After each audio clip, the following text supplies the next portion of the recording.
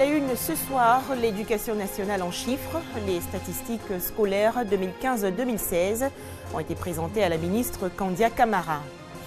Lutte contre la défécation à l'air libre. 33 villages du sud-est du pays sont désormais dotés de toilettes. Enfin, les autorités congolaises accusent d'anciens miliciens suite au combat survenu à Brazzaville, la capitale. Voilà donc pour le sommaire. Bonsoir à tous et merci de nous suivre. Le dernier rapport de la direction des stratégies, de la planification et des statistiques du ministère de l'enseignement de l'éducation nationale a donc été officiellement présenté. Le document révèle entre autres que pour l'année académique 2015-2016, plus d'1 million d'élèves sont sans extrait de naissance. La publication de ces données statistiques s'est tenue le 1er avril dernier dans la commune du Plateau en présence de la ministre Kandia Camara. Satama Sokoro, localité du centre du pays, l'école primaire publique de Bamakro est désormais dotée d'un bâtiment moderne. Fini donc les cours dispensés dans une maison en paille. C'est un don du conseil municipal de Satama Sokoro. Cette nouvelle école va permettre d'améliorer, entre autres, les conditions de scolarisation dans cette localité. Hassan Khan et Kader Sogodogo de RTI Boaké. La pluie, il faut ramasser les livres, il faut tout ranger. Souvent, on est obligé de libérer la paille pour se mettre sous des abris, voilà, pour ne pas que les effets soient mouillés. Fini les désagréments sous les cabanes à paille.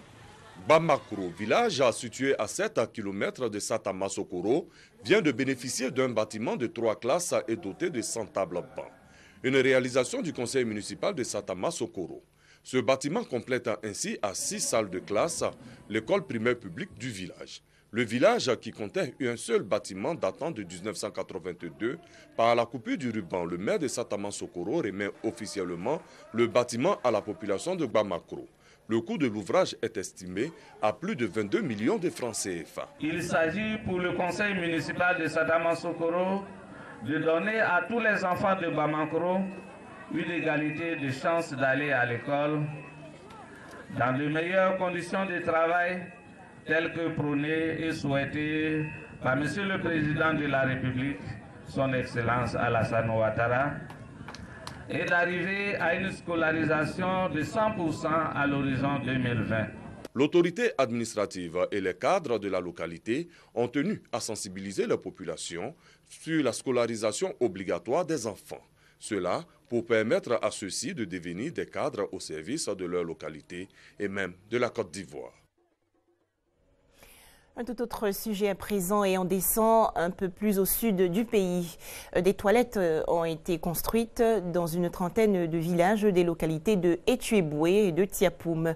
C'est un projet initié par le programme d'appui à l'accélération de l'accès durable à l'eau en partenariat avec une organisation non gouvernementale. Il s'agit de mettre un terme à la défécation à l'air libre. Sana Yaya, habitant de Birisso dans le département de Tiapoum. Ce jeune homme a décidé de mettre fin à la défécation à l'air libre. Au début, on faisait la manette de chasse, c'est-à-dire on prenait une daba puis on rentrait dans la broussaille. En allant en brousse, vraiment l'excrément était un peu de part et d'autre à l'air libre. Quand c'est comme ça, les animaux vont picoter l'excrément et puis ils ramènent ces éléments encore dans les mêmes assiettes que nous consommons. Et on a construit des latrines et à travers ça, on va librement, sans problème.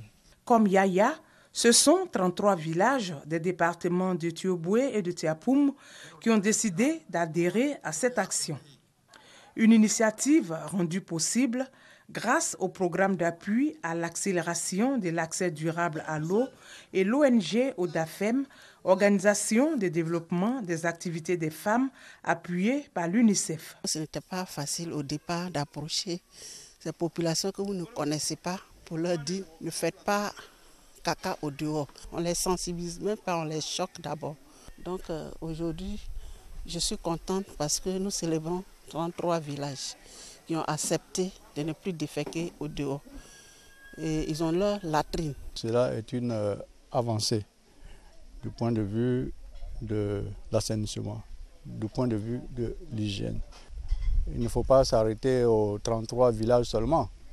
Alors, les sous-préfets seront instruits dans leur tâche quotidienne de faire en sorte que tous les villages adhèrent à ce programme-là. Stop à la défécation à l'air libre, des villages s'y mettent. Des pancartes leur ont été distribuées pour passer le message dans les autres villages. Des précisions de Grace Kando. On va à présent découvrir ensemble une nouvelle façon d'extraire la sève naturelle du palmier utilisée pour la fabrication du vin de palme, communément appelé Bandji. Dans un village de Mans, dans l'ouest du pays, les populations ne procèdent pas à l'abattage des rogniers. Elles montent plutôt aux arbres et extraient directement le liquide. Pourquoi cette pratique? Il s'agit tout simplement de sauvegarder les arbres. Les explications de Eve Boué. Gondotia Anthony, la cinquantaine révolue, apprête son accessoire qui lui servira à grimper ce long palmier d'à peu près 20 mètres de hauteur. Une ceinture en liane nouée à la taille. D'un moment à l'autre, il ira récupérer le vin des palmes au sommet de cet arbre. Nous sommes à Bofesso, village phare du canton K, situé dans le département de Mans. Ici, depuis des lustres, le peuple Yakuba extrait son vin des palmes au sommet des palmiers. Gondotia Anthony, sa ceinture bien nouée à la taille, arpente le tronc de l'arbre. Moins de 5 minutes et le voilà au sommet. Il récupère le précieux breuvage. Personne n'y plonge la main pour nettoyer, pour entretenir, comme ça se fait pour les palmiers qui sont couchés. Et ce vin-là, en réalité, que nous qualifions de champagne de palme, quand il est servi, il est pétillant. Avec cette technique, l'environnement est préservé. L'arbre est utilisé sur de nombreuses années dans l'alimentation, la fabrication de différentes huiles et le palmier sert aussi à autre chose. Le balai ordinaire, le palmier, nous le donne aussi. Il y a même des tiges là qu'on peut prendre pour fabriquer une forme de soude qui permet de fabriquer du savon. Nous conservons le palmier de façon précieuse ici parce que c'est l'un des biens les plus importants. À Bofesso donc, chaque famille a son lot de palmiers. Un bien précieux ici, un pan de la culture de ce peuple Yakuba qui fera certainement l'objet d'une thématique du futur festival des valeurs traditionnelles de Bofesso. Il s'agira de réveiller toutes nos valeurs culturelles, qu'il s'agisse de valeurs culinaires, de valeurs ludiques, de valeurs éducationnelles. Il faudrait que nous ayons un élément conciliateur, un élément fédérateur qui va amener tous les enfants du village à se retrouver dans leur village une fois par an. Avec donc aux amateurs du bon vin des palmes, que dis-je, du champagne des palmes de Bofesso. Rendez-vous est donc pris en août prochain. Au chapitre culture, la deuxième édition du Festival international de reggae d'Abidjan. Des colloques et concerts vont meubler cet événement du 7 au 10 avril prochain. De grandes pointures de la musique reggae, notamment Tikenja et Morgan Heritage, sont attendues.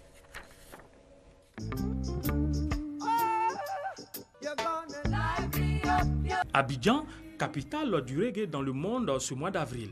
Pendant 4 jours, le Festival international de reggae d'Abidjan, Abi-Reggae, va mobiliser dans la capitale économique de nombreux intellectuels et artistes d'ici et d'ailleurs. Le panafricanisme économique, la route de l'esclavage, le rastafarisme sont entre autres les thèmes qui seront abordés au cours du colloque. Ce que nous voulons à ce colloque, c'est qu'on explique comment on peut réussir à pousser cette jeunesse à devenir Alpha Blondy, Tikenja, etc. C'est ce que nous voulons, que cette musique soit riche des talents des Ivoiriens. La deuxième édition du festival sera marquée par l'hommage rendu à Lucky Dubé, reggaeman sud-africain, assassiné en octobre 2007. Ce musicien a apporté quelque chose d'extrêmement important à la contribution de la musique reggae dans le monde. D'abord, il est africain. C'est une quinzaine de CD qu'il a sortis. Pour moi, les 15 sont à un niveau top. La preuve, c'est que tous les ans, il y a des tirages qui sont faits parce que le musicien reste, même mort, il reste vivant. De grosses pointures mondiales de la musique reggae sont annoncées.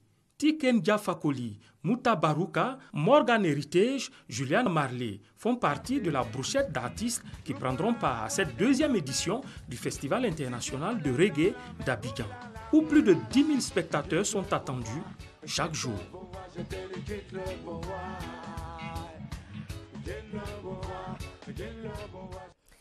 Des précisions de Adama Kone et Issa Yeo. L'actu, c'est également le Congo-Brazzaville. D'anciens miliciens ont été pointés du doigt suite au combat survenu la nuit dernière dans la capitale. Les autorités congolaises les accusent en effet de s'être infiltrés à Brazzaville et d'y avoir attaqué une position militaire et 4 commissariats. Le Panama Papers, une affaire qui fait scandale. Une enquête réalisée par une centaine de journaux sur 11,5 millions de documents a révélé des avoirs dans les paradis fiscaux de 140 personnalités.